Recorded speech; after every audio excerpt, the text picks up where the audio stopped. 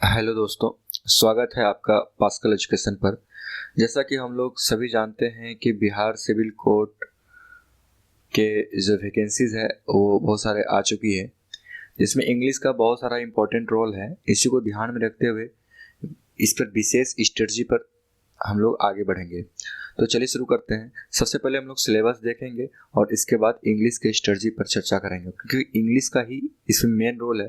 क्योंकि English descriptive mode में भी आएगा और प्रीलिम्स का अगर होने की संभावना है तो प्रीलिम्स में ऑब्जेक्टिव मोड में आएगा।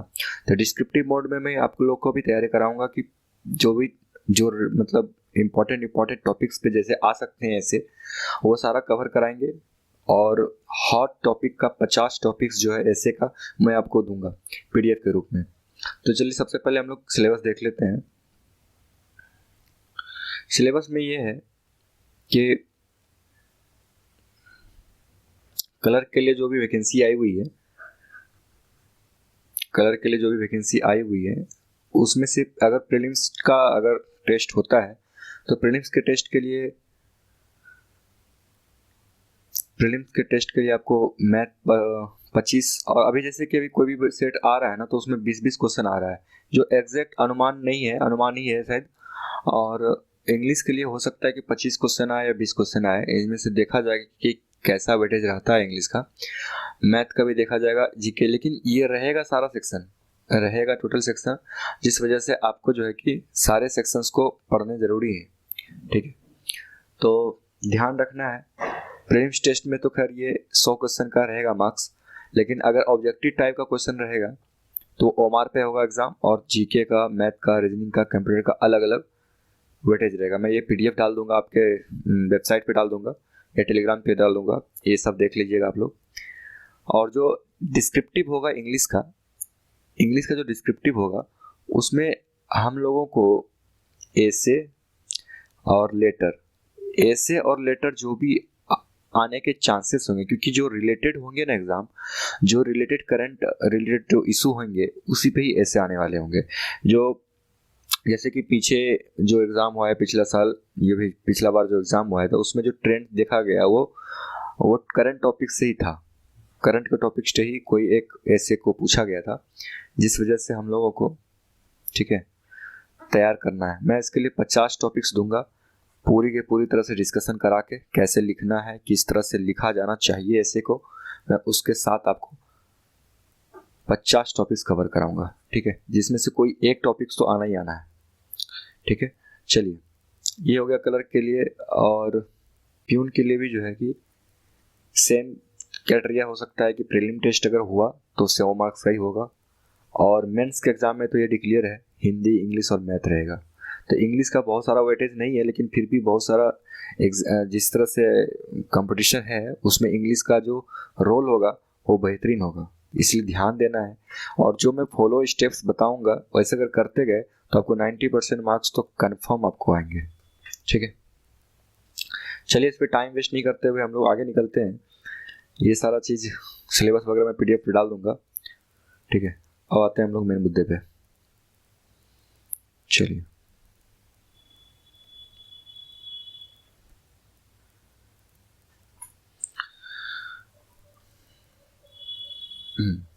अभी हम लोग इंग्लिश में जो करने वाले हैं वो इंग्लिश पे करेंगे प्रीवियस ईयर। आज हम लोग प्रीवियस ईयर करेंगे।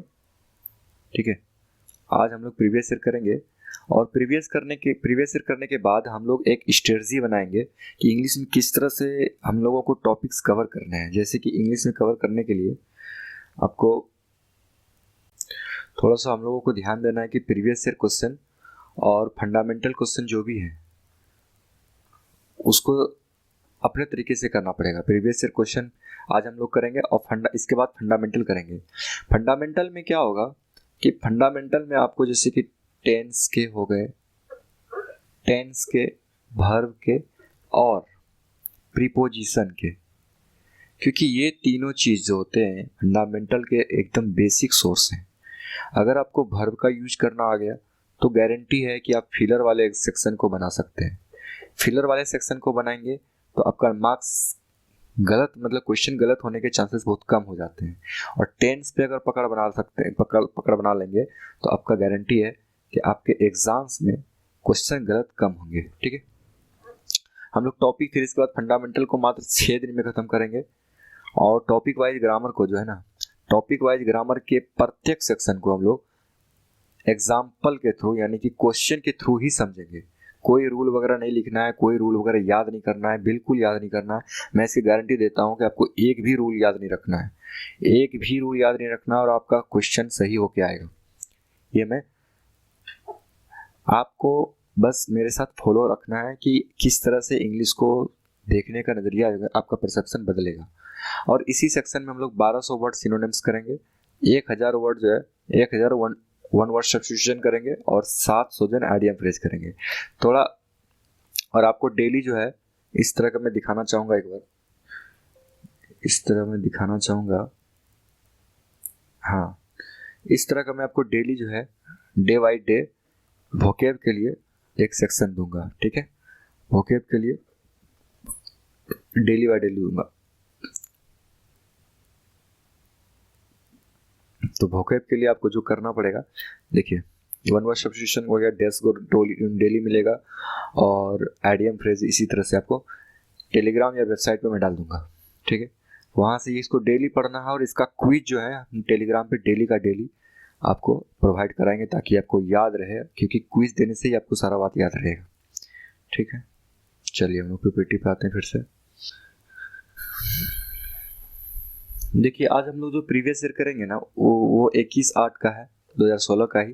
ठीक है, तो उसको प्रीवियस ईयर के रूप में हम लोग करने जा रहे हैं। ठीक है, पहला क्वेश्चन देखते हैं कि हाँ, इनमें से वन वर्ड सब्स्टिट्यूशन है OWS। तो OWS को कैसे, what different to art and literature is.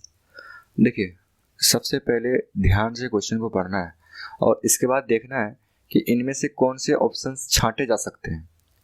Question को तो पढ़ लेना है, लेकिन ऑप्शन को किस तरह से निकालना है, एलिमिनेट करना है, इस पे बहुत ज़्यादा ध्यान देना है। तो what different to art and literature is, अब डिफरेंट वर्ड निगेटिव होता है, ध्यान से देखिएगा, डिफरेंट वर्ड निगेटिव सेक्शन में आता है। ठीक है, और जब निगेटिव सेक्शन में आता है तो किसके लिए निगेटिव आया है, आर्ट एंड लिटरेचर, यानी कि जो कला में निपुण ना हो उसको क्या बोलते हैं, फिलिस्टाइन, फिलिस्टाइन। और एरोमेटिक का मतलब होता है सुगंधित, सुगंधित। ठीक है, स्कॉलर का मतलब होता है बुद्धिमान, क्रिटिक का मतलब होता है आलोचक, कोई आपको आलोचक आलोचना करने वाला मिला उसको बोलेंगे क्रिटिक। ठीक है, मैं इसको रेड कर लेता हूं। ठीक, दूसरा आते हैं a narrow piece of land connecting two large masses of land. देखिए इसमें घबराना नहीं है, ये सारे चीज तो हैं तो वैसे लैंड से ही रिलेटेड ये सारे वर्ड हैं। अब देखिए गल्फ किसको बोला जाता है, गल्फ होता है, गल्फ बोला जाता है खाड़ी जिसको बोलते हैं हम लोग, समुद्र का कोई भाग है एक छोटा सा। और पेनिनसुलर किसको बोलते हैं, जो 3 तरफ से जो पानी से घिरा हुआ है। ठीक है, कॉन्टिनेंट बोलते हैं पूरे महाद्वीप को। ठीक है, और इस्थमस बोला जाता है, इस्थमस बोला जाता है कि एक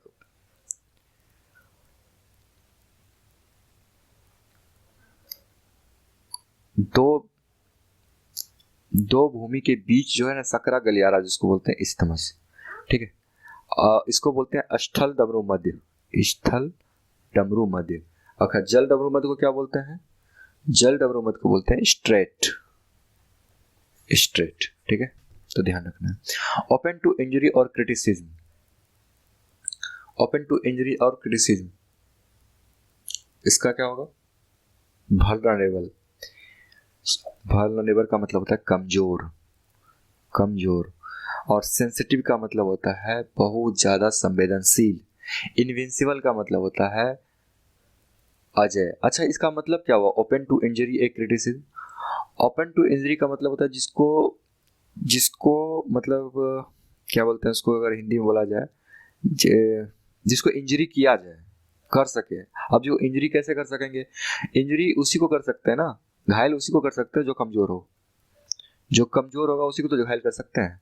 तो वल्नरेबल का मतलब होता है कमजोर, दुर्बल व्यक्ति, कमजोर व्यक्ति या कमजोर जानवर जो भी है, तो कमजोर को बोलते हैं वल्नरेबल। और ओपन टू इंजरी का मतलब होता है जिसपे हम घात मतलब कि घायल कर सके, जिस पे वार कर सके, ठीक है। नेटिव का मतलब क्या होता है? नेटिव का मतलब है नौसिखिया, ठीक है, जिसको अननोन बोलते हैं, अननोन। और इनविंसिबल तो होगा नहीं, इनविंसिबल इसका क्या हो सकता है? एंटोनिम्स हो सकता है। एंटोनिम्स का मतलब होता है जिसको पराजित नहीं किया जा सके, ठीक है। इनविंसिबल को पराजित नहीं किया जा सकता, उसको बोलते हैं अजय।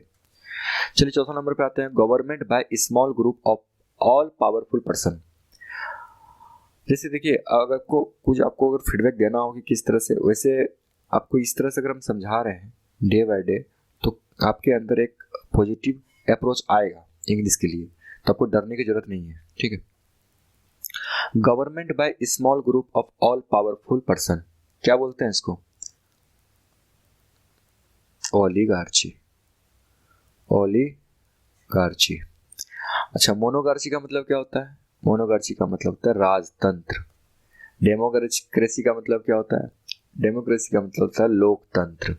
और एनार्की का मतलब क्या होता है? अराजक, अराजक। जैसे अफगानिस्तान में इसको बोलते हैं, अफगानिस्तान में जो शासन है उसको एनार्की बोल सकते हैं, अराजकवाद वहां पे शासन कर रहे हैं, ठीक है। One who collects coin as a hobby. अब देखिए इसको किस तरह से हम लोग को निकालना है। स्टैटिस्टिशियन का मतलब क्या होता है? स्टैटिस्टिशियन का मतलब होता है स्टैटिक्स को, स्टैटिक्स यानी कि लेखा जोखा रखने वाला, उसको बोलते हैं स्टैटिस्टिशियन, ठीक है। तो जो क्वाइन को का संग्रह करेगा उसको बोलते हैं न्यूमिस्मेटिस्ट। और निथोलॉजिस्ट को क्या बोलते हैं? जो पक्षियों का अध्ययन करता है, ठीक है। फिलेटलिस्ट का क्या मतलब होता है? फिलेटलिस्ट का मतलब होता है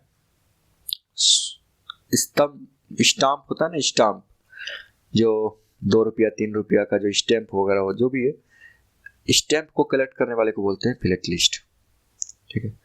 और स्टैटिस्टिशियन का मतलब जानते करते हैं। चलिए नेक्स्ट आते हैं हम लोग। हाँ, अब हम लोग को फिलर पढ़ना है, फिल इन द ब्लैंक पढ़ना है, बहुत इंपॉर्टेंट, अच्छे तरीके से समझना है, ठीक है। छठा नंबर क्वेश्चन है, we should seize opportunity as they rise. हम लोगों को अपॉर्चुनिटी को क्या करना चाहिए? ग्रैब करना चाहिए, ग्रैब करना चाहिए, ठीक है। ग्रैब करना चाहिए जो उन लोगों ने एराइज किया है, जो उन लोगों ने उठाया है, उन्होंने दिया है। तो अब देखिए, सीनीज का मतलब होता है एक ही तरह के वर्ड, इसको बोलते हैं होमोफोन वर्ड, ठीक है। क्या बोलते हैं? होमोफोन। एक ही साउंड रहता है लेकिन मतलब अलग अलग हो जाता है, तो इस तरह में कंफ्यूजन बहुत होता है। खैर, आपको जो हम वर्ड का सीरीज कराएंगे उसमें सारे वर्ड आएंगे, आपको टेंशन लेने की जरूरत नहीं है। आप मात्र 20 दिन में जो है ना, पूरे के पूरे क्वेश्चन को सॉल्व करने के लायक हो जाएंगे। चलिए, सीनीज का मतलब होता है, सीनीज का मतलब होता है छींकना, ठीक है, छींकना। अब यहाँ पे सीनीज तो आ नहीं सकता, वी शुड सीनीज, क्या हम लोगों को छींकना चाहिए? किस पर? अपॉर्चुनिटी पर? नहीं, ऐसा तो नहीं होगा, तो ऑप्शन नंबर ए गलत हो गया। सीज, सीज का मतलब होता है कब्जा करना, या इसको ऐसे बोल सकते हैं ग्रैब करना, ठीक है, किसी से छीनना। तो यहाँ पे सीज होने के ज्यादा चांसेस हैं। अच्छा, ऑप्शन नंबर सी भी देख लेते हैं। साइज, साइज का मतलब क्या होता है? आकार। साइज का मतलब होता है आकार। क्या यहाँ आकार वाला कोई आ रहा है क्या अर्थ? नहीं आ रहा है, तो ये भी नहीं होगा। अच्छा, इसका सीज का मतलब क्या होता है? सीज का मतलब होता है जब, रोकना, बंद करना, ठीक है, रोकना या बंद करना। तब हम लोग अपॉर्चुनिटी को रोक तो सकते नहीं, ठीक है, या बंद नहीं कर सकते, तो हमको सीज ही लगाना पड़ेगा, ठीक है। इसलिए धीरे धीरे वर्ड्स पे पकड़ बनेंगे। अभी मैं आपको बताऊंगा कि इसमें किस तरह से देखा जा सकता है। देखिए, अभी एक और तरीका बताते हैं आपको, ठीक है। देखिए, सबसे पहले कोई भी सेंटेंस में 2 पार्ट होते हैं। पहला होता है सब्जेक्ट, दूसरा होता है प्रेडिकेट, ठीक, ध्यान से समझना है। सब्जेक्ट जो होता है ना, वो हमेशा या तो नाउन होगा या प्रोनाउन होगा, हमेशा। इसके अलावा सब्जेक्ट कोई नहीं बन सकता। हाँ, सब्जेक्ट नाउन फ्रेज भी हो सकता है और प्रोनाउन फ्रेज भी हो सकता है। फ्रेज हम पढ़ाएंगे किस तरह से नाउन फ्रेज बनता है, किस तरह से प्रोनाउन फ्रेज बनता है, किस तरह से एडजेक्टिव फ्रेज बनता है, एडवर्ब फ्रेज किस तरह से बनता है, ये सारा चीज़ हम आपको कवर करवाएंगे, ठीक है। और प्रेडिकेट जो होता है ना, हमेशा हमेशा वर्ब से स्टार्ट होता है। प्रेडिकेट हमेशा वर्ब से स्टार्ट होगा। अभी आने वाले क्वेश्चन में बताएंगे कहाँ से कहाँ प्रेडिकेट है, ठीक है। तो प्रेडिकेट हमेशा वर्ब से स्टार्ट होगा। तो अब देखिए इसमें सब्जेक्ट कौन है, वी, और बाकी बात क्या है, बाकी बात प्रेडिकेट है जो शुड वर्ब से स्टार्ट है, ठीक है। वी शुड, शुड क्या है, एक मॉडल वर्ब है, ठीक है, मॉडल वर्ब है। और मॉडल वर्ब के बाद एक मेन वर्ब आना चाहिए, मेन वर्ब आना चाहिए। जब मेन वर्ब आएगा तो मेन वर्ब में क्या आ सकता है, अभी सीज हम लोग निकाले हैं आंसर। अब देखिए इसको सीज पुट कर दीजिए, वी शुड सीज, सीज, ठीक है। मेन वर्ब के बाद डायरेक्ट ऑब्जेक्ट आना चाहिए। अगर सीज क्या है, सीज ट्रांजिटिव वर्ब है, ट्रांजिटिव वर्ब है, ठीक है। कैसे ट्रांजिटिव और इंट्रांजिटिव क्या होता है वो सब हम फंडामेंटल में बताएंगे, अभी बस समझ लीजिए कि ये ट्रांजिटिव वर्ब है। ट्रांजिटिव वर्ब का मतलब ये होता है कि जिसके वैसे वर्ब जिसको ऑब्जेक्ट की जरूरत हो, ठीक है, ऑब्जेक्ट की जरूरत हो। अब कैसे पता चलेगा कि ट्रांजिटिव वर्ब है कि इंट्रांजिटिव वर्ब है, तो मैं बताऊंगा। Doing action, happening verb, doing verb, ये सब सारा ट्रांजिटिव इंट्रांजिटिव के लक्षण होते हैं, तो मैं इसको पकड़ने के लिए बताऊंगा। फिलहाल यहाँ पे बताना है कि उसने क्या सीज किया। व्हाट का रिप्लाई, व्हाट का रिप्लाई, अगर दे कोई वर्ब व्हाट का रिप्लाई उसको जरूरत हो तो वैसे वर्ड को ऑब्जेक्ट बोलते हैं और ऐसे वर्ब को इंट्रांजिटिव बोलते हैं, ठीक है। थोड़ा सा पेन इधर उधर हो गया है, ध्यान देने की बात है। अपॉर्चुनिटीज यहाँ पे वर्ब सीज का ऑब्जेक्ट है। मैं पेन को थोड़ा सा ब्लू कर ले रहा हूँ, ठीक है। तो सीज क्या हो जाएगा, इंट्रांजिटिव, सॉरी ट्रांजिटिव वर्ब, और उसका ऑब्जेक्ट कौन हो गया, अपॉर्चुनिटी, अपॉर्चुनिटी, ठीक है। अब ध्यान से देखना है, एक सेंटेंस में आपसे कई सारे ग्रामर आपके सॉल्व हो जाएंगे, घबराने की जरूरत नहीं है, हम आपको सारा सिखाएंगे। चलिए, अच्छा, कोई भी वर्ब का ऑब्जेक्ट है, जैसे मैं एक सेंटेंस लिख रहा हूं, राम ईट्स ए मैंगो। अगर हम ऐसे बोलते हैं कि राम ईट्स, ठीक है, तो राम ईट्स, राम खाता है, खाना तो सब खाते हैं, कहने की क्या जरूरत है। देखिए भाषा का इजाद कैसे हुआ है, भाषा का इजाद हुआ है कि हम किसी चीज को स्पेशली किसी को बता सकें, ठीक है। अगर कोई जनरल चीज हो रहा है तो उसको भाषा में बताने की जरूरत ही नहीं है। अब एक उदाहरण के रूप में हम देखते हैं, एक उदाहरण लिखते हैं हम यहाँ पे,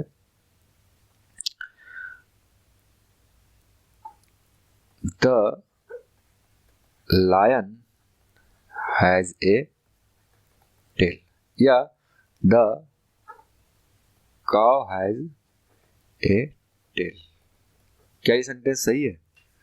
ध्यान से देखिए, हमने बताया था किसी भी सेंटेंस में एक सब्जेक्ट होता है और बाकी बात प्रेडिकेट होता है, ठीक है।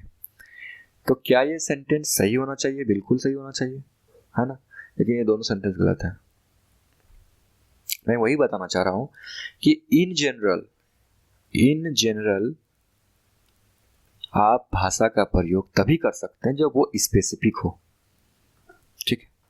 जो चीज जनरल हो ना, उसको भाषा के रूप में या उसके इंग्लिश में नहीं लिखा जाता है। ऐसे तो हम बोलचाल में बता देते हैं कि लॉन्ग हैज ए टेल। अगर इंट्रोडक्शन करवाना हो किसी अबोध बच्चा को, जिस बच्चे को अभी नॉलेज नहीं हो दुनियादारी की, अगर उसे हमको बताना हो तो ये हम बता सकते हैं इन जनरल, लेकिन स्पेसिफिकली ग्रामर में इसको नहीं लिख सकते, एक स्टेटमेंट के रूप में इसको नहीं लिख सकते हैं, ठीक है। ये गलत हो जाएगा और कभी आपको एग्जाम में ऐसा क्वेश्चन कोई पूछेगा भी नहीं, तो इसकी भी गारंटी मैं लेता हूं कि एग्जाम में आपको ऐसा कोई क्वेश्चन आएगा ही नहीं कि इन जनरल में कोई ऐसा सेंटेंस हो जिसका यूज जनरली नहीं करते हैं, ठीक है। तो अब देखिए इसमें गलती क्या हो गया। अगर इसको, इस सेंटेंस को कुछ सही करना हो तो क्या कर सकते हैं, the lion has a tail. तो सभी शेर को पूंछ होती है, ऐसा कोई शेर है जिसके पास पूंछ नहीं हो, या ऐसा कोई गाय है जिसके पास पूंछ नहीं हो, सबके पास है। तो इन जनरल हो गया ये, अब जनरल हो गया तो इसे लिखने की जरूरत ही क्या है? राम ईट्स, राम ईट्स, राम खाता है भाई, सब खाते हैं, इंसान को या जानवर हो सब खाते हैं, एनर्जी के लिए सबको खाना पड़ेगा, इसलिए ये सेंटेंस इन जनरल में गलत है। अब इसको हमको सही करना हो तो यहां पे लिखना होगा ए मैंगो। क्यों? राम क्या खाता है? वो इन जनरल से स्पेसिफिक हो गया, मैंगो खा रहा है। सब लोग मैंगो नहीं खाते हैं, ठीक है।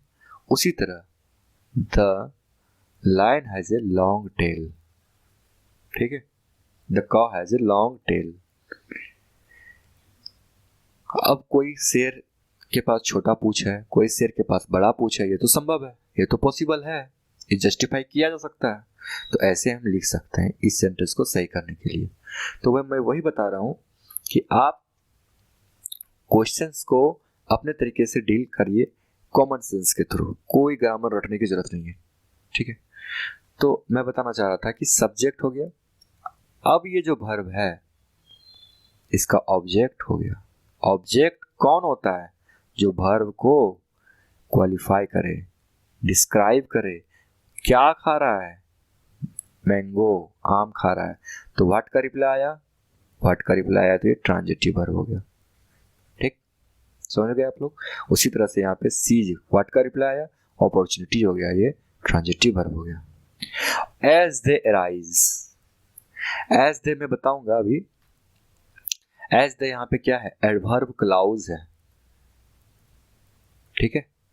एज दे अराइज क्या है? यहाँ पे पूरा का पूरा एडवर्ब क्लाउज है, ठीक है। मैं क्लाउज बताऊंगा, फ्रेज बताऊंगा, किस तरह से किसको फ्रेज बोलते हैं, किसको क्लाउज बोलते हैं, वो सब मैं बताऊंगा। मैं थोड़ा सा इंट्रोडक्शन ही दे देता हूँ, थोड़ा वीडियो लंबा हो जाएगा, लेकिन सीखने के लिए ये बहुत जरूरी चीज है, ठीक है।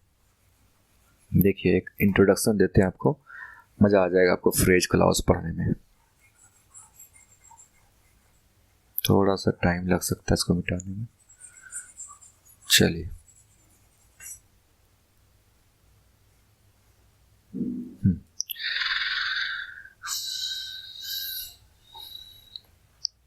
Ram is going to school.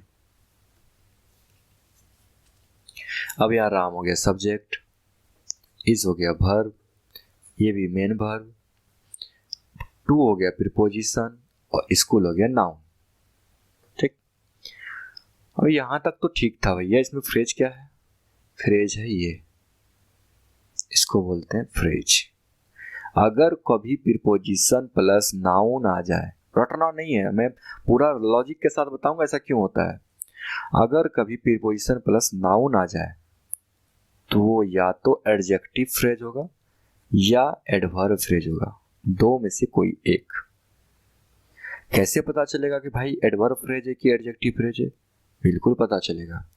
अगर ये एडजेक्टिव में व्हाट काइंड ऑफ या विच काइंड ऑफ का रिप्लाई करे, यानी कि किस प्रकार। अब कोई जैसे कि Ram is a good boy, boy है, कैसा बॉय है, किस प्रकार का बॉय है? अच्छा बॉय है, तो गुड क्या हो गया? एडजेक्टिव हो गया। उसी तरह से हमको रिप्लाई करके देखना है, या एडवर्ब पता करने के लिए हाउ का रिप्लाई दे, व्हाई का रिप्लाई दे, और वेयर का रिप्लाई करे, तब वो एडवर्ब फ्रेज होता है, ठीक है, एडवर्ब फ्रेज होता है। अब यहाँ पे क्या रिप्लाई कर रहा है? देखिए राम इज गोइंग, कहाँ जा रहा है? स्कूल जा रहा है, तो वेयर का रिप्लाई कर दिया, तो ये क्या हो जाएगा? Adverb phrase. फ्रेज का मतलब group of words. Group of words अगर कोई मिलके कोई एक पार्ट्स ऑफ स्पीच को डिनोट कर रहा हो, जस्टिफाई कर रहा हो, उसको बोलते हैं फ्रेज, ठीक। अब क्लाउज का मतलब क्या होता है? क्लाउज अभी तुरंत यहाँ देखिए, क्लाउज है, ये क्लाउज है, कोई कंजक्शन होगा, उसका एक अपना सब्जेक्ट होगा, जैसे दे हो गया ना सब्जेक्ट, और उसका एक अपना वर्ब होगा, ठीक। एराइज का मतलब वर्ब, ठीक है। ये अपना क्लाउज, अपना वर्ब, तो इस सारे स्ट्रक्चर को बोलेंगे क्लाउज, ठीक है। और अब एडवर्ब क्लॉज और एडजेक्टिव क्लॉज ये सारा भी क्लॉज होता है, वो मैं फंडामेंटल में बताऊंगा, लेकिन अभी यहाँ पे इन जनरल बता देता हूँ कि ये हाउ का रिप्लाई कर रहा है। हाउ हाउ का रिप्लाई कौन सा एडवर्ब करता है? Adverb of minor, adverb of minor. इतना डिटेल से जब आप पढ़ेंगे, चीजों को समझेंगे, तो बताइए आपको कहाँ रटने की जरूरत पड़ेगी। मैं बताऊंगा आपको, जब फंडामेंटल के क्लासेस होंगे ना, उसमें आपको एक एक चीज बताऊंगा कि कैसे पकड़ना है। ठीक है, चलिए नेक्स्ट क्वेश्चन पे देखते हैं। इस क्वेश्चन पे बहुत सारा डिस्कशन हो गया। The students are not prepared the examination. अब देखिए, इसको पहले मिटा लेते हैं, थोड़ा मिटाने में बहुत टाइम लग जाता है। ये चलिए हो गया। चलिए, the students are not prepared the examination. ध्यान से देखिएगा, सबसे पहले आपको सब्जेक्ट खोजना है। सब्जेक्ट तो भैया द स्टूडेंट्स है। बाकी बात क्या है भैया? मैं इसको कलर चेंज कर लूं। हाँ, बाकी बात है प्रेडिकेट। बाकी बात क्या है? प्रेडिकेट है। ठीक है, प्रेडिकेट है। अब हमको यहाँ पे क्या फील करना है? ध्यान से देखिए, सब्जेक्ट है, उसका वर्ब आर नॉट प्रिपेयर्ड, ये एक पैसिव वर्ब है, पैसिव सेंटेंस है। ठीक है, एक्टिव होता है, वॉइस के बनाए होंगे ना आप लोग बचपन में, तो एक्टिव होता है, एक पैसिव होता है। ठीक है, जहां बी प्लस V3 का फॉर्म आ जाए, बी का मतलब इज, एम, आर और बी, ये चारों, अगर इसके साथ V3 आ जाए तो वो समझेंगे कि वो पैसिव फॉर्म में वर्ब लिखा हुआ है। क्यों ऐसा होता है? ठीक है, क्यों ऐसा होता है? ऐसा इसलिए होता है कि वो, जैसे कि मैं एक सेंटेंस लिखता हूं, Ram eats a mango. Simple sentence लेते हैं, ये वर्ब क्या है? ये एक्टिव वर्ब है। एक्टिव वर्ब, पैसिव वर्ब नहीं है। पैसिव वर्ब के लिए आपको यही फॉर्म लगाना पड़ेगा, B प्लस V3। क्यों एक्टिव वर्ब है? क्या क्या क्या रीजन है भैया इसका एक्टिव वर्ब होने का? क्योंकि एक्टिव वर्ब तभी होगा जब ये वर्ब का डूअर खुद सब्जेक्ट हो। समझिएगा ध्यान से, इस वर्ब का डूअर अगर सब्जेक्ट हो, तब वहां पे एक्टिव वॉइस यानी एक्टिव वर्ब लिखा जाता है। ठीक है, अगर ऐसा कभी सिचुएशन आ जाए कि कोई सेंटेंस का वर्ब उसका सब्जेक्ट डूअर ना हो, तब ऐसे केस में पैसिव वर्ब यूज करते हैं, यानी B प्लस V3। यहां पे ध्यान देखिए, the students are not prepared as the examination. Subject है, प्रेडिकेट है, आर अ प्लस V3 यानी B प्लस V3, ये पैसिव फॉर्म हो गया। इसका मतलब क्या हुआ? ये प्रिपेयर्ड वर्ब का जो डूअर है वो स्टूडेंट नहीं है, कोई और है। ठीक हो गया। अब देखिए ध्यान से, पैसिव फॉर्म में भी तो है एक्चुअली वर्ब और मेन वर्ब, ये आ गया। अब ध्यान से देखिए, ऑप्शन में टोटल का टोटल वर्ब भी दिया हुआ है। देखिए, work, to listen, to take, to give. ठीक है, ठीक है, बहुत मजेदार कॉन्सेप्ट बताएंगे, आप ध्यान से सुनिएगा। अब सारे वर्ब को हमको, सारा वर्ब ही ऑप्शन में, तो यहाँ पे वर्ब तो आ नहीं सकता है क्योंकि पहले से एक एक्चुअली वर्ब मेन वर्ब आ गया, तो हमको इन्फिनिटिव का इस्तेमाल करना पड़ेगा। इन्फिनिटिव का इस्तेमाल करना पड़ेगा।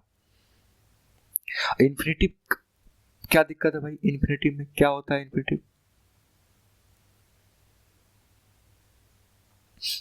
इन्फिनिटिव में जो सामने इसके जो पहले वाला वर्ब है ना, जैसे कि अगर मान के चलिए इसका आंसर टू टेक होगा, ठीक है, कैसे होगा मैं बताऊंगा, टेंशन मत लीजिए। टू टेक आंसर है, तो ये जो प्रिपेयर्ड वर्ब है ना, इसका ये ऑब्जेक्ट बन गया टू टेक। प्रिपेयर्ड का भी ऑब्जेक्ट टू टेक है, और टू टेक बैक खुद infinitive verb, finite non finite verb होता है ना ये, तो नॉन फिनाइट वर्ब का ही एक ऑब्जेक्ट होगा, इसका ऑब्जेक्ट एग्जामिनेशन है। ध्यान से समझिएगा, देखिए बहुत बहुत प्रीशियस कॉन्सेप्ट है ये। अभी मैं बताओ ना कि फंडामेंटल में आपको ये सारा चीज क्लियर हो जाएगा। आपको टेंशन लेने की बात नहीं है, थोड़ा सा भी क्रिटिकल नहीं लगना चाहिए आपको। और जो भी डाउट है मैं आपको व्हाट्सएप नंबर दूंगा, टोटल इंग्लिश का कोई भी डाउट आपको अगर लगे मुझसे आप पूछ सकते हैं। हाँ, अगर मुझे नहीं आता होगा तो मैं आपको कहीं ना कहीं से रिसर्च करके जरूर बताऊंगा, लेकिन गलत नहीं बताऊंगा।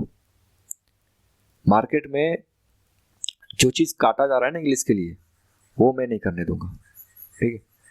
थोड़ा लेट हो सकता है मुझे जवाब देने में, हो सकता है कि मैं रिसर्च करके जवाब दूं, लेकिन मैं दूंगा तो सही जवाब दूंगा और बहुत कायदे से लॉजिक के साथ दूंगा, ठीक है। ये मेरा कोशिश रहेगा। तो यहाँ पे अगर हम टू टेक लगा देते हैं तो इसका स्ट्रक्चर हो जाएगा ये मेन वर्ब, ये नॉन फिनाइट वर्ब, और ये ऑब्जेक्ट जो है, क्योंकि द एग्जामिनेशन नाउन है। एक बात ध्यान रखिएगा, सब्जेक्ट और ऑब्जेक्ट जो है ना वो हमेशा नाउन प्रोनाउन ही बन सकता है, इसके अलावा दुनिया का कोई वर्ड नहीं बनेगा सब्जेक्ट ऑब्जेक्ट। समझ रहे बात को? तो द एग्जामिनेशन भी नाउन है, तो ऑब्जेक्ट हो गया। किसका ऑब्जेक्ट हो गया? टू टेक का ऑब्जेक्ट हो गया। उसने क्या दिया? एग्जाम दिया। अब आप पूछेंगे कि भैया ऑप्शन में तो टू गिव भी है, टू टेक भी है, टू वर्क भी है, टू लिसन भी है, इन सबको कैसे छांटे? टू टेक ही क्यों आंसर होगा? बिल्कुल सही जवाब, आपने सही पूछा है। अब आइए आपको सिखाते हैं कि कैसे एग्जाम। चलिए पहले ऑप्शन नंबर डी पे आते हैं, टू लिसन। क्या टू लिसन हो सकता है? क्या the students are not prepare to listen the examination? क्या टू लिसन का ऑब्जेक्ट एग्जामिनेशन बन सकेगा? ये तो मैंने आपको बता दिया है कि जो नॉन फिनाइट वर्ब आएगा और उसके बाद ये जो एग्जामिनेशन है उसका ये ऑब्जेक्ट है, इसको क्वालिफाई करना चाहिए, डिस्क्राइब करना चाहिए। क्या टू लिसन द एग्जामिनेशन को डिस्क्राइब कर पाएगा? नहीं कर पाएगा, अर्थ बिगड़ जाएगा, ठीक है। अब आइए to work.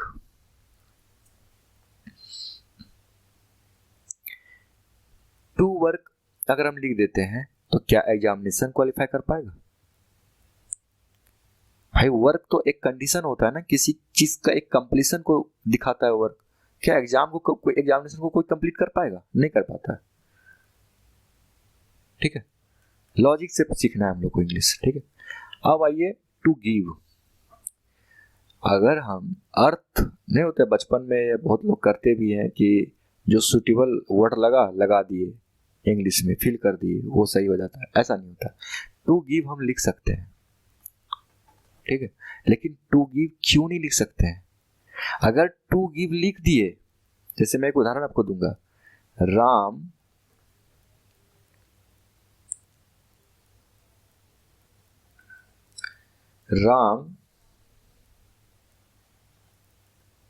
gives a test। हाँ, इतना ही लिखते हैं, राम गिव्स ए टेस्ट। तो राम गिव्स ए टेस्ट लिखा गया है ना, ये आपको अभी कंप्लीट सेंस नहीं देगा।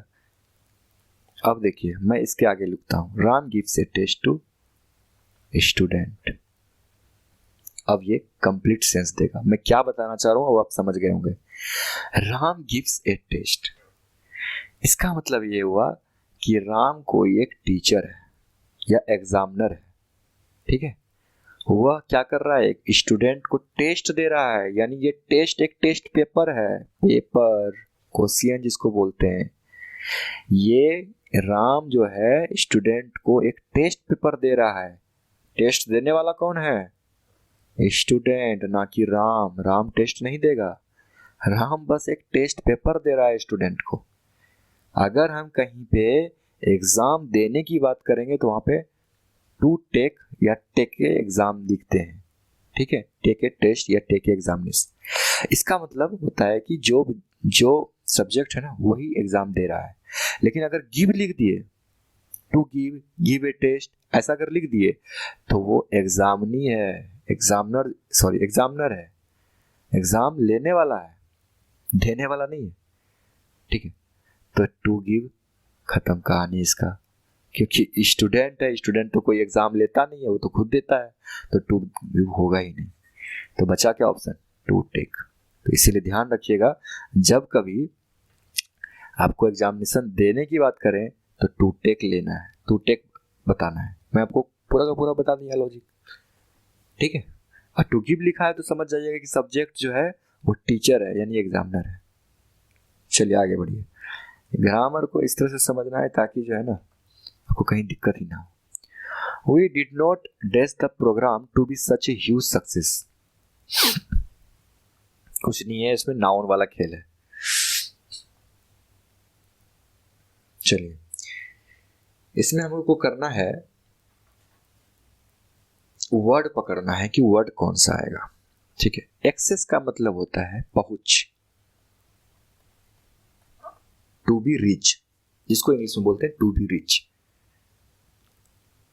और एक्सेप्ट का मतलब होता है स्वीकार कर लेना।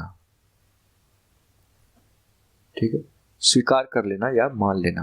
और एक्सेप्ट का मतलब होता है कोई एक मान लो कि एक हॉल में बहुत सारा लोग है, बहुत सारा लोग बैठा हुआ है या खड़ा है, जो भी है, बहुत सारा लोग है, और उसमें से कोई एक राम भी बैठा हुआ है। ठीक है, अब राम को अगर हम कहें कि पूरे हॉल के सभी स्टूडेंट को आमंत्रण किया गया स्टेज पे, लेकिन राम को छोड़ के, तो हमको क्या लिखना पड़ेगा? एक्सेप्ट राम। यानी कि कोई यूनिट में बहुत सारा थिंग्स है, आर्टिकल है, उसमें से किसी एक आर्टिकल को छोड़ना पड़े तब हम एक्सेप्ट लिखेंगे। अगर हाँ किसी को इंटर करवाना हो, मतलब कि श्याम को इस यूनिट में इंटर करवाना हो, तो लिखेंगे इंक्लूड। ठीक है, तो ये सब ध्यान रखना। We did not accept the program to be such a huge success। ऐसा कुछ होता है क्या? एक्सेस तो होगा नहीं क्योंकि इसका अर्थ ही नहीं दे रहा। ठीक है, एक तरीका और है पकड़ने का। अब ध्यान से देखिए आपको कैसे पकड़ना है। इसमें थोड़ा सा क्रिटिकल लग सकता है मेरा तरीका, और आपको आदत लग जाएगी, 5-6 क्लास में आपको आदत लग जाएगी। लेकिन आपको क्वेश्चन करते रहना है, मैं क्वेश्चन से पीछे नहीं हटूंगा। आप जितना पूछेंगे उतना मैं बताऊंगा। ठीक है, ध्यान से समझिएगा। ये सब्जेक्ट हो गया, इसके बाद बाकी जितना भी प्रेडिकेट हो जाएगा। ठीक है, अब देखिए वी डिड नॉट, इसके बाद क्या आएगा? We did not eat yet. ठीक है, अब देखिए इसके बाद मेन वर्ब आएगा कौन सा फॉर्म में? V1 फॉर्म में। ठीक है, कोई भी मॉडल वर्ब, यानी अगर कोई एक्सिलरी वर्ब हो, मॉडल वर्ब हो, उसका उसके बाद हमेशा मेन वर्ब V1 फॉर्म में आता है। ये फंडामेंटल में बताएंगे आराम से, वर्ब के चैप्टर में मस्त वर्ब बताया जाएगा। तो ये डिड नॉट के बाद क्या आएगा? वर्ब ही आएगा। यहाँ पे कोई एक वर्ब आएगा। अब हमको पहचानना है क्या वर्ब कौन सा है। एक्सेस जो होता है ना, अभी बताया ना कि एक्सेस का मतलब होता है पहुंच, टू बी फाइंड। ये नाउन है, तो क्या ये यहाँ पे नाउन आएगा? क्यों? मॉडल वर्ब के बाद तो मेन वर्ब आना चाहिए, तो क्या ये नाउन आएगा? नहीं आएगा। ऑप्शन नंबर 1 गलत। अच्छा, एक्सेप्ट का मतलब होता है स्वीकार कर लेना, ये वर्ब है, ये आ सकता है। चलिए इसको ऑप्शन में रखेंगे। और एक्सेप्ट का मतलब होता है के अलावा, अभी बताए थे ना, ये कोई यूनिट में है, राम को छोड़ना है, तो एक्सेप्ट का मतलब होता है के अलावा, ये प्रीपोजिशन है। ठीक है, एक्सेप्ट क्या है? प्रीपोजिशन है। क्या यहाँ पे प्रीपोजिशन आएगा? नहीं आएगा, ये भी गलत। अब आता है एक्सपेक्ट। ठीक है, एक्सपेक्ट क्या होता है? उम्मीद करना या आशा लगाना, आशा करना। ये आ सकता है, क्यों? ये भी वर्ब है। 2 वर्ब, एक नाउन एक प्रीपोजिशन, ये तब तो खत्म हो गया। ए और सी ऑप्शन से खत्म हो गया। अब हम करेंगे इसका ऑपरेशन कि अब क्या आएगा।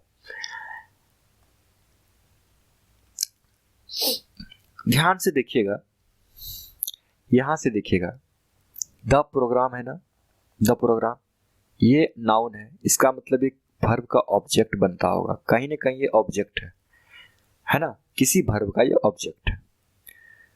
ठीक है, to be such a huge success, to be such a huge success. अब ये ऑब्जेक्ट कॉम्प्लीमेंट है।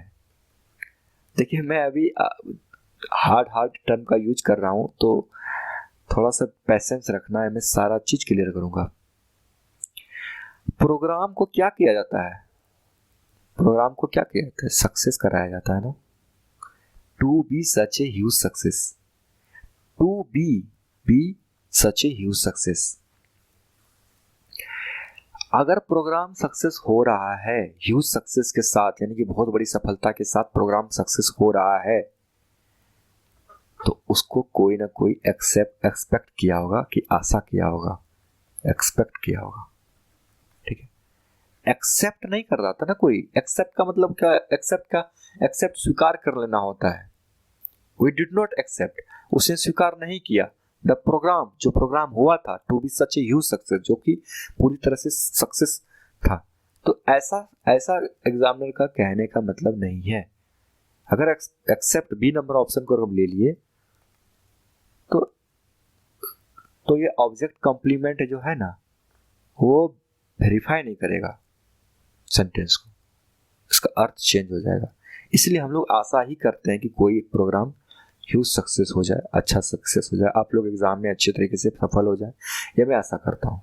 ठीक है, थोड़ा क्रिटिकल था, लेकिन धीरे धीरे हम लोग सीखेंगे।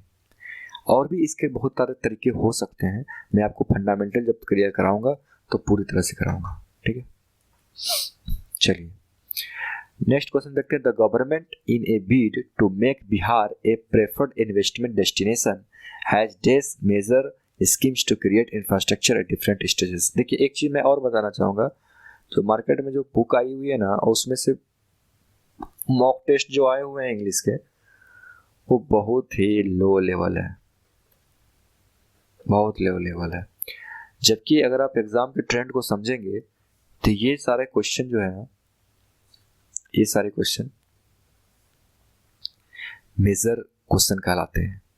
मतलब इसमें आपका नॉलेज चेक कर लिया जाएगा, तरीके से नॉलेज चेक कर लिया जाएगा, कोई रटाया हुआ क्वेश्चन नहीं है।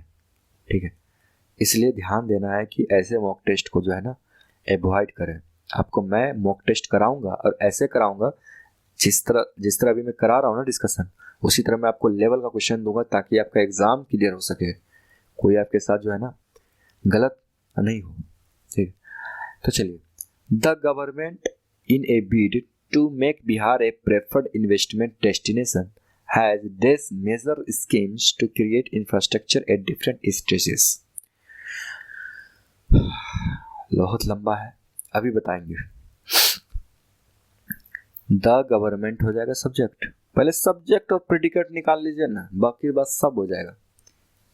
अच्छा, इसमें प्रेडिकेट क्या हो सकता है, हमेशा हम बताए थे ना प्रेडिकेट वर्ब से स्टार्ट होगा, तो यहाँ यानी कि has major scheme to create infrastructure तक क्या है, प्रेडिकेट है। समझ रहे, प्रेडिकेट है। अब ध्यान से देखना है कि भैया in a bid to make Bihar a preferred investment destination क्या है, किस लिए लिख दिया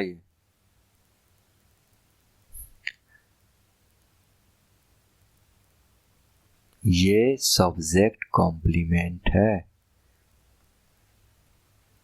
ठीक, अभी ऑब्जेक्ट कॉम्प्लीमेंट बताए थे ना, ये वाला, ये सब्जेक्ट कॉम्प्लीमेंट है, सब्जेक्ट को क्वालिफाई कर रहा है।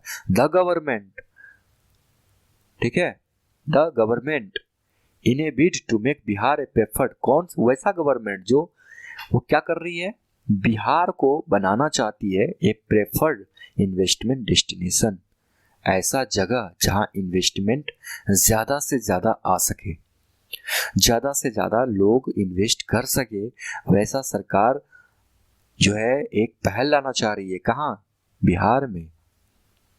ठीक है, बिहार में। अब ये सब्जेक्ट कॉम्प्लीमेंट है, ये सब्जेक्ट को क्वालिफाई कर रही है। मैं बताऊंगा कि ये कौन सा फ्रेज है। ठीक है, सब्जेक्ट कॉम्प्लीमेंट बनेगा हमेशा नाउन फ्रेज। कौन सा, क्योंकि सब्जेक्ट हमेशा नाउन प्रोनाउन बनता है, प्रोनाउन तो गिने चुने हैं, ये प्रोनाउन तो इतना बड़ा होता नहीं है, तो बचा तो नाउन ही ना, तो ये नाउन फ्रेज हो गया। तो ध्यान देने वाली बात है कि इसके बाद जो प्रेडिकेट है इसमें से क्या आने वाला है। देखिए, घबराने की बिल्कुल बात नहीं है, थोड़ा सा टिपिकल है, लेकिन मैं समझा दूंगा। चलिए,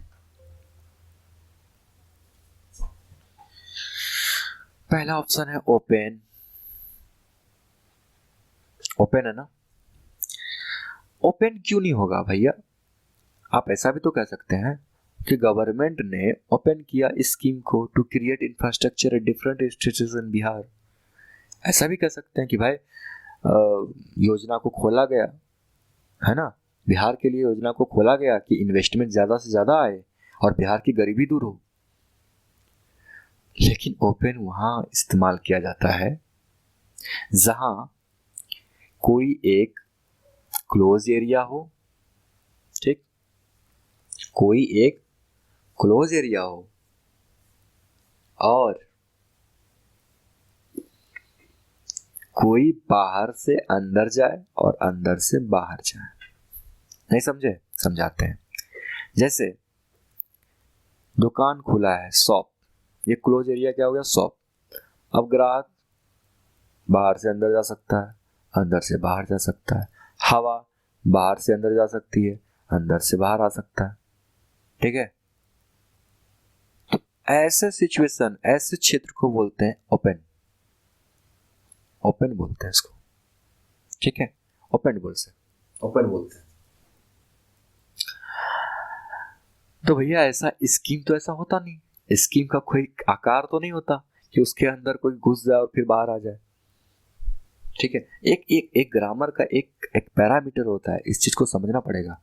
लोगों को बस रटाया जा रहा है, इसके साथ ये लग रहा है, इसके साथ ये लग रहा है। भैया लग क्यों रहा है ये तो समझो, लग क्यों रहा है इसका भी तो कोई लॉजिक होगा, बिना लॉजिक का तो कुछ दुनिया में आया नहीं, है ना। तो इसको समझने की कोशिश करेंगे हम लोग। जैसे एक उदाहरण से आपको हम समझाते हैं। Open, Ram has open his shop या हिज ओन शॉप लिख दीजिए। राम ने एक दुकान, अपनी दुकान खोली। अब भैया दुकान खोला है तो वो अंदर से बाहर, बाहर से अंदर आएगा। ऐसा एरिया जहां से कोई चीज एयर, यहां तक कि एयर भी, यहां तक कि साउंड भी अंदर से बाहर, बाहर से अंदर आए, उसको ओपन बोलते हैं, ठीक है।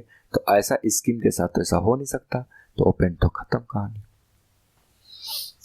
चलिए ऑप्शन नंबर सी आइए, अपोज्ड। अपोज्ड का मतलब होता है अवरोध करना, अवरोध करना।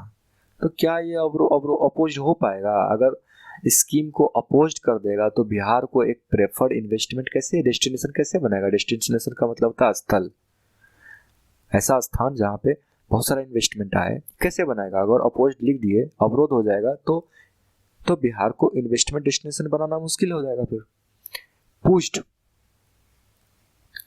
पुश्ड का मतलब होता है बाय फोर्स, बाय फोर्स। अब आप कहेंगे कि हम इस स्कीम को पुश भी तो कर सकते हैं। भैया देखिए बोलने में बहुत अच्छा लगता है, लेकिन आप प्रैक्टिकली नहीं कर सकते, प्रैक्टिकली नहीं कर सकते हैं।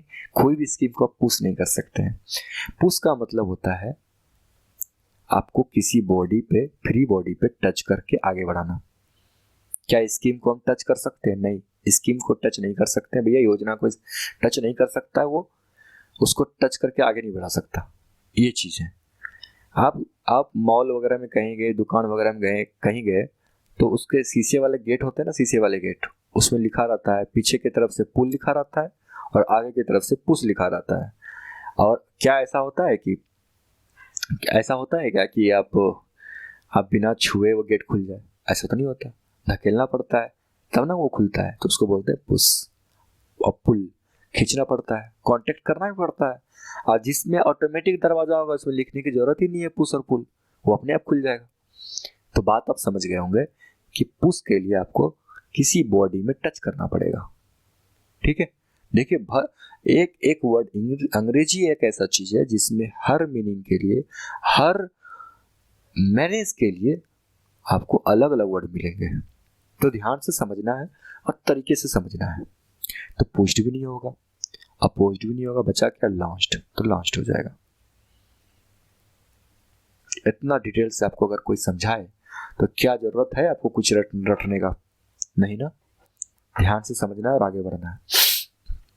लॉन्च कर दिया भैया, स्कीम को लॉन्च किया जाता है, और ऐसा स्कीम लॉन्च किया जाएगा ताकि बिहार को एक इन्वेस्टमेंट डेस्टिनेशन बनाना है। बहुत सारा इन्वेस्टमेंट आएगा तभी तो बिहार की गरीबी दूर होगी। और हम लोग चाहते भी हैं कि हम लोग की अपनी गरीबी दूर हो जाए। I suffer from no days about my capabilities. देखिए क्वेश्चन कैसे पूछा गया है, और आप जो मॉक टेस्ट लगाएंगे मार्केट के मॉक टेस्ट, तो आपको समझ में आ जाएगा कि ये क्या खेला कर दिया जा रहा है। कहीं से कॉपी करके चिपका दिया है क्वेश्चन को, और बिल्कुल रद्दी के भाव में ये क्वेश्चन है। लेकिन एग्जाम में कैसा क्वेश्चन आ रहा है ये देखिए, किस तरह के क्वेश्चन है। I suffer from no days about my capabilities. देखिए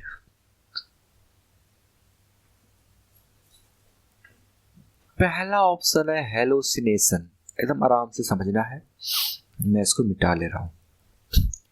पहला ऑप्शन है हेलोसिनेशन। अब हेलोसिनेशन का मतलब होता है, मैं कहूं अगर इंग्लिश में, कि वैसा चीज, यानी कि something which you imagine you can see or hear but which is not really there.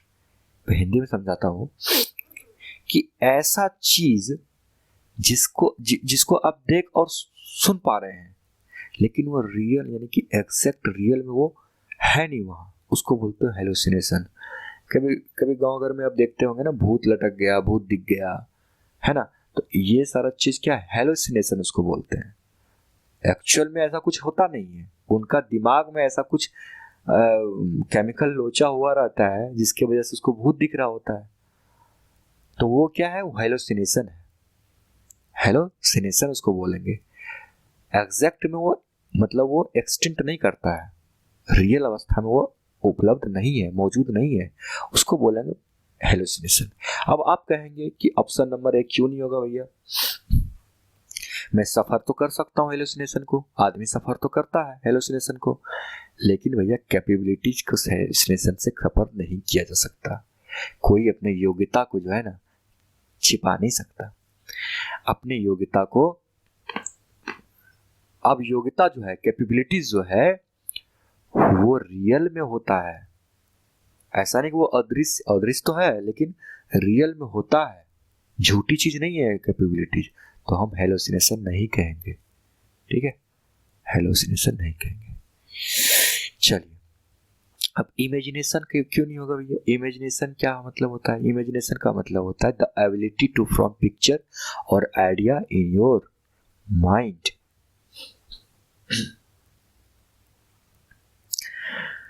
अब आप सफर कर रहे हैं, ध्यान से देखिए, अगर ये सेंटेंस नहीं रहने तो फिर इमेजिनेशन सही हो जाएगा। आई सफर अगर नहीं रहे तो ये सही हो जाएगा, लेकिन आई सफर है, इसका मतलब वो जूझ रहा है किसी चीज से। इमेजिनेशन से कोई जूझता है जी?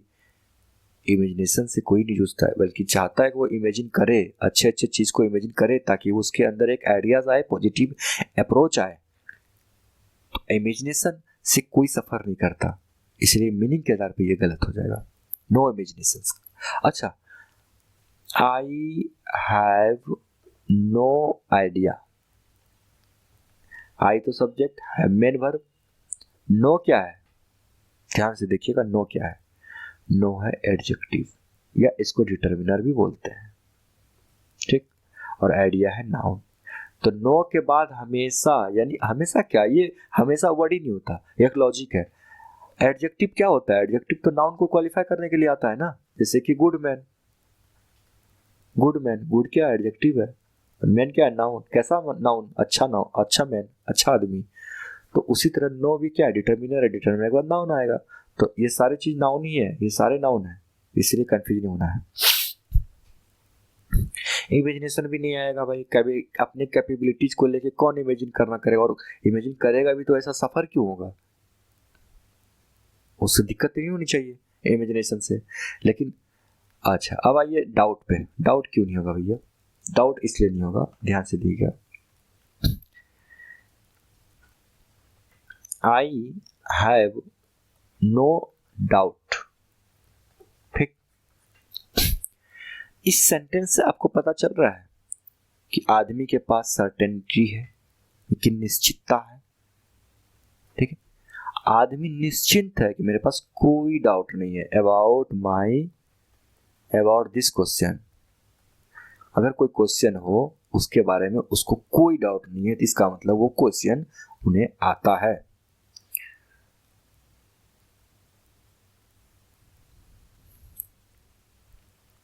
ठीक है, अगर ये सेंटेंस आई फ्रॉम या सफर फ्रॉम नहीं रह के आई हैव होता, I have no doubt about my capabilities, capabilities positive चीज है, तब ये सही हो सकता था। लेकिन वो सफर कर रहा है, इसका मतलब ये अपने निगेटिव कोई चीज आना चाहिए ताकि वो नो डाउट पॉजिटिव हो गया। अगर हाँ नो हटा दे तब तो ये निगेटिव रहेगा, लेकिन नो डाउट है तो ये इसका मतलब पॉजिटिव आएगा। तो ये I suffer from no doubt about my capabilities, अपने कैपेबिलिटीज के बारे में इसको संदेह नहीं हो, लेकिन वो सफर ऐसा नहीं करना चाहिए। अगर ऐसा लिख दे, हम डाउट वहां पे लिख दें, यहाँ पे डाउट लिख दें, इसका मतलब वो एकदम निश्चिंत है, 100% श्योर है कि उसके पास कैपेबिलिटीज अपना है, उस पर संदेह नहीं है, लेकिन वो सफर कर रहा है। ऐसा सेंटेंस ही शुरू में दे दिया गया है कि उसे एग्जैक्ट मालूम नहीं है कि वो क्या चीज है। बाकी बचा इल्यूजन। अब यहाँ पे आ सकता है, अब इल्यूजन क्यों आएगा देखिए ध्यान से। इल्यूजन, इल्यूजन आएगा, इसको एक सेंटेंस से समझते हैं थोड़ा सा, अगर आपको लें, चलिए, they suffer from the illusion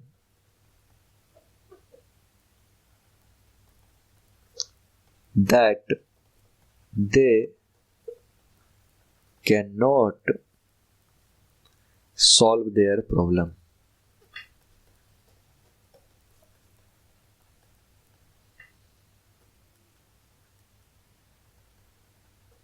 ठीक है, वे लोग सफर कर रहे हैं किस चीज से, इल्यूजन से, एक भ्रम से, दैट कि they can not solve their problem, वो अपनी समस्या जो है नहीं सुलझा सकते हैं। ये सेंटेंस सही है। अगर इसके जगह पे हम डाउट लिख देंगे तो गलत हो जाएगा। क्यों? क्योंकि डाउट जो है या तो डाउट निगेटिव हो या पॉजिटिव हो, वो एक सफिशिएंट निश्चितता को दर्शाता है। ठीक है, हम जब फंडामेंटल पढ़ेंगे ना, उसमें एक एक चीज साइंस के हिसाब से सीखेंगे। ठीक है, तो यहाँ पे आइए, तो इल्यूजन हो जाएगा। कोई भी सफर करेगा इल्यूजन से, भ्रम से सफर करता है कोई। सफर का मतलब होता है ये, जैसे बोलते हैं I am suffering from fever, मैं फीवर से बहुत ज्यादा सफर कर रहा हूँ, तो ये चीज होता है। चलिए नेक्स्ट क्वेश्चन आते हैं हम लोग। और हाँ, सिनोनिम्स है ना, ये सिनोनिम्स। तो डिलीजेंट का मतलब होता है मेहनती, डिलीजेंट का मतलब होता है मेहनती। अब मेहनती का क्या होगा सिनोनिम्स? Hard working. ग्रेट का मतलब होता है, जानते ही हम लोग, महान। कंसीडेरेटेड का मतलब क्या होता है? कंसीडेरेटेड का मतलब होता है अभिमानी या अहंकारी। प्राउड का मतलब होता है गर्व। ठीक है, प्रॉक्सिमिटी का मतलब क्या होता है? प्रॉक्सिमिटी का मतलब होता है नजदीक। जैसे बोलते हैं ना, हमारे नजदीक सूर्य कौन है? Proxima Centauri. वही प्रोक्सिमा, यही वाला प्रोक्सिमा है, नजदीक वाला। तो नजदीक हो गया प्रॉक्सिमिटी। और इसका क्या हो जाएगा? यहाँ पे गलती लिख दिया गया है, नियरनेस होना चाहिए, नियरनेस। सुधार कर लेंगे। ठीक है, प्रोस्पेक्ट का मतलब होता है, प्रोस्पेक्ट का मतलब होता है संबंध। प्रोस्पेक्ट का मतलब क्या होता है? संभावना। एफिनिटी का मतलब होता है, एफिनिटी का मतलब होता है a strong feeling that you like, एक आकर्षक रूप, एफिनिटी। रेपर्ट का मतलब क्या होता है? रेपर्ट का मतलब होता है घनिष्ठता। अच्छा, घनिष्ठता का मतलब होता है एफेबल भी, एफेबल का मतलब भी होता है घनिष्ठता। लेकिन ये रेपर्ट और एफेबल में क्या अंतर है? रेपर्ट का मतलब होता है ऐसा डील, ऐसा कंसाइनमेंट जो एक फ्रेंडली हो, फ्रेंडली एग्रीमेंट जिसको बोलते हैं उसको रेपर्ट बोलते हैं। ठीक है, फ्रेंडली एग्रीमेंट। आपके दोस्त हैं, उसके बीच में अगर कोई एग्रीमेंट हो रहा है उसको बोलते हैं रेपर्ट। ठीक है, गैरुलस, गैरुलस का मतलब होता है बातूनी, जो बहुत ज्यादा बात करे, जैसे हम, तो इसको होते हैं टॉकेटिव। ठीक है, फ्रेंडली का मतलब होता है दोस्ताना, इंपॉर्टेंट का मतलब महत्वपूर्ण। ग्रिम्पी का क्या मतलब होता है? ग्रिम्पी का मतलब होता है इंसैन।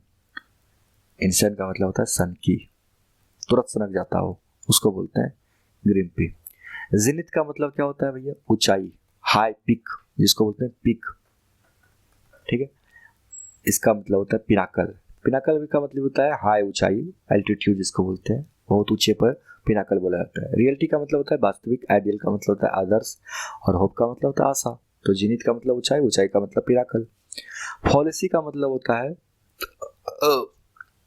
फॉलिसी का मतलब होता है इल्यूजन, इल्यूजन का मतलब होता है भ्रम, ठीक है। तो मिस्टेकन बिलीफ का मतलब भी होता है भ्रम। ये वर्ब फ्रेज है। मैं बताऊं ना, फ्रेज पढ़ना बहुत आसान है, बस आप फ्रेज जो है ना तो कंप्लीटली समझ जाएंगे जैसे मैं बताऊंगा। अनफाउंडेड फियर का मतलब क्या होता है? निराधार या झूठी बातें। अनफाउंडेड, अनफाउंडेड फियर ये एक फ्रेजल वर्ब है, ठीक है। तो इतना ज़्यादा दिमाग मत लगाना है। फ्रेजल वर्ब मैं आपको दूंगा, कम से कम 200 फ्रेजल वर्ब आपको रटाऊंगा, जिससे आपका काम निकल जाएगा। फेमस इन्वेंशन का मतलब होता है, इन्वेंशन का मतलब होता है आविष्कार। स्मार्ट मूव का मतलब क्या होता है?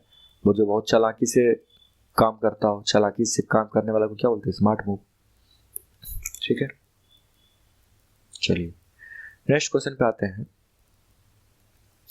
आइडियम एंड फ्रेजेस है। At her finger strip, at her finger tips का मतलब क्या होता है भैया? एट हर फिंगर टिप्स का मतलब होता है आसानी से उपलब्ध। The secretary had the information at her finger tips.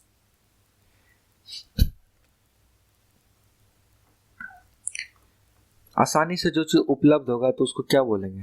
Readily available, ठीक है, readily available. Consoling her daughter, the mother said that there was no use crying over spilled milk. Crying over spilled milk एक idiom phrase है, मुहावरा है। इसका मतलब होता है व्यर्थ पछताना। तो जो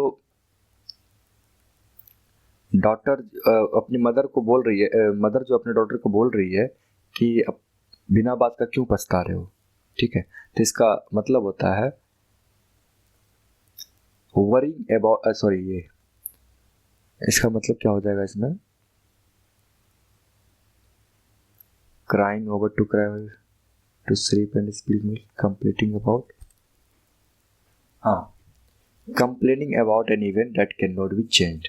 अब देखिए, complaining about an event that can not be changed. अब देखिए पछताना किस बात पे होता है? पछताना भैया जो चीज को अब बदल नहीं सके उसी चीज पे तो पछता सकते हैं। तो जो चीज बदला नहीं जा सके, कैन नॉट बी चेंज्ड, ठीक है, उस चीज पे पछताया जाता है। इसलिए ये आइडियम फ्रेज का ऑप्शन नंबर ए आंसर हो जाएगा। To take the bull by the horns, बैल को सींग से पकड़ना। अब कोई बैल है, बैल खुद एक डेंजर चीज है, अब उसके सींग को आप पकड़ लेंगे तो और डेंजर चीज हो जाएगा भैया। इसका मतलब है टू फेस डेंजर, ठीक। To take the bull by the horns यानी टू फेस डेंजर, यानी खतरा मोल लेना, ठीक है।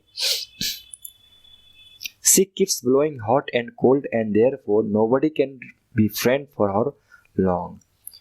Blowing hot and cold एक आइडियम फ्रेज है जिसका मतलब होता है क्षण में बदलना, ठीक है। कभी हाँ कहना, कभी ना कहना, ये काम होता है।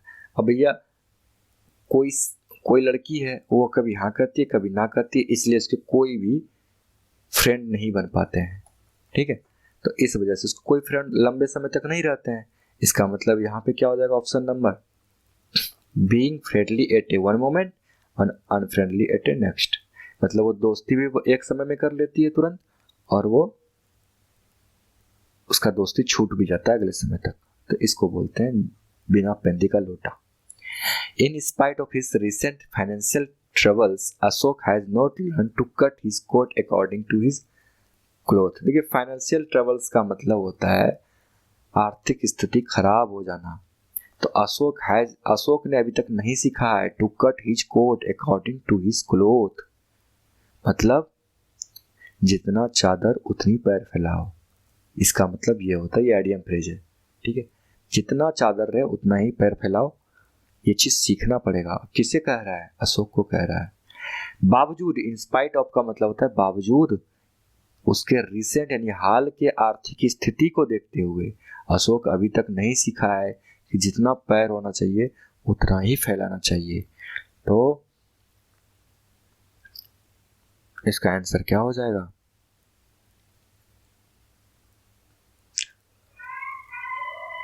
Live with in his income, मतलब अपने जितना आय है ना उसके साथ रहो, उससे ज्यादा खर्च मत करो।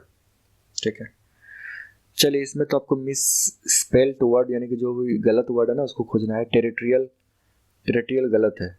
फार्मेसी सही है। रेप्चर, फार्मेसी का मतलब होता है औषधिशाला, रेप्चर का मतलब होता है, रेप्चर का मतलब क्या होता है? हाँ, उमंग, इसको बोलते हैं उल्लास, रेप्चर उमंग।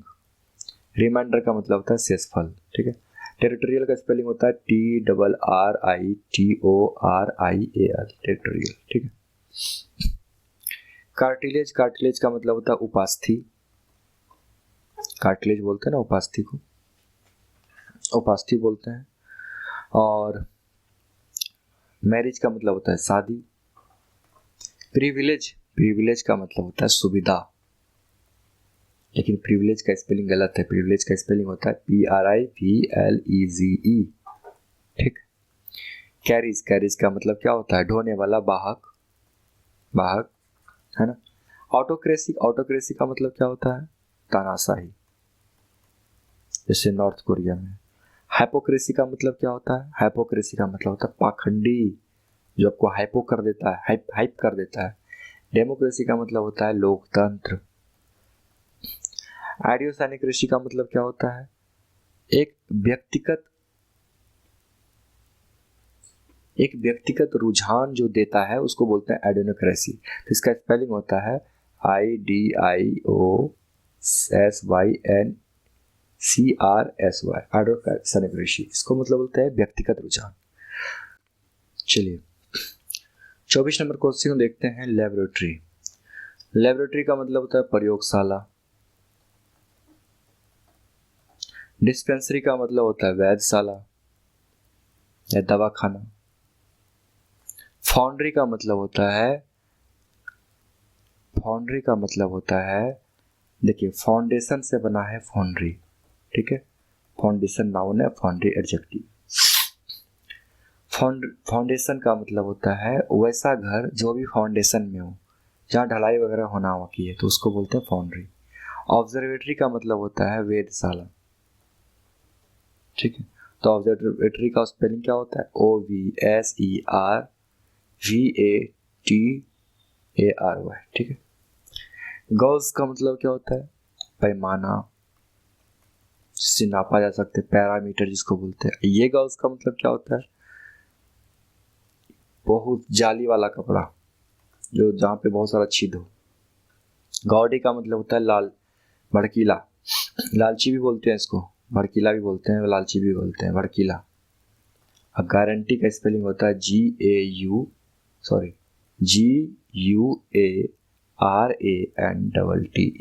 गारंटी। ठीक है, तो इस तरह से हम लोग जो है डिस्कस किए, और जो भी आपको कमी लगे तो जरूर बताइएगा, क्योंकि सीखना ही, जो सीखना छोड़ दिया जिसने वो जीतना से छोड़ दिया। तो सीखते रहना है, और हमको भी आपको भी, क्योंकि शिक्षा जो है, एजुकेशन का जो कोई लिमिट नहीं होता, वो कोई भी आदमी परफेक्ट नहीं होता।